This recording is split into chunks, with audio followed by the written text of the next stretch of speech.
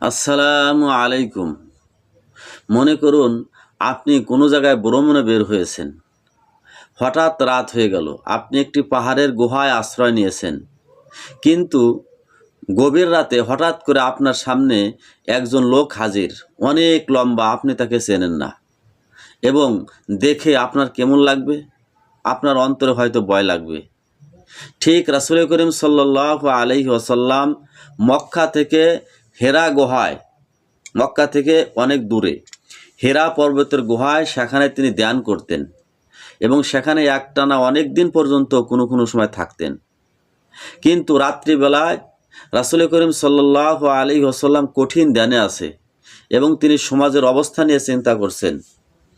হঠাৎ করে তার সামনে জিবরাইল আমিন হাজির। মানুষের আকৃতি ধারণ করে গেছে, কিন্তু রাসূল করিম সাল্লাল্লাহু আলাইহি ওয়াসাল্লাম ইতিপূর্বে কোনোদিন দেখে নাই।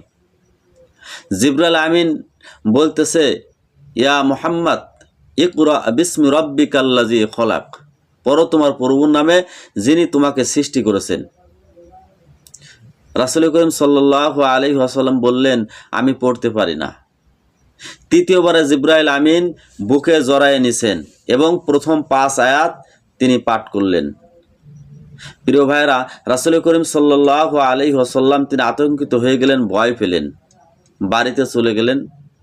বাড়িতে যাওয়ার পরে খাদিজাকে বললেন, আমাকে কম্বল জড়িয়ে দাও, আমার জ্বর এসেছে। তখন খাদিজাতুল কুবরা রাদিয়াল্লাহু তাআলা আনহা চাদর দিয়ে জড়িয়ে দেয়। কোনো কোনো বর্ণনায় পাওয়া যায় কম্বল জড়িয়ে দেয়।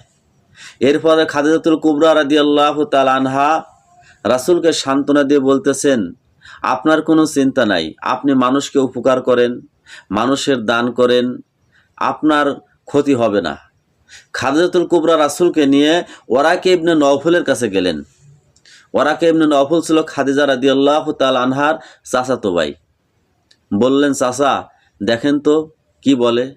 রাসূল করিম সাল্লাল্লাহু আলাইহি ওয়াসাল্লামের কথাগুলো শোনার পরে ওরাকে ইবনে নওফল বললেন, আমি তো দেখতে পাচ্ছি মুহাম্মদ সাল্লাল্লাহু আলাইহি ওয়াসাল্লামের কাছে যে এসেছিল ইনি মূসা নবীর কাছেও এসেছিল।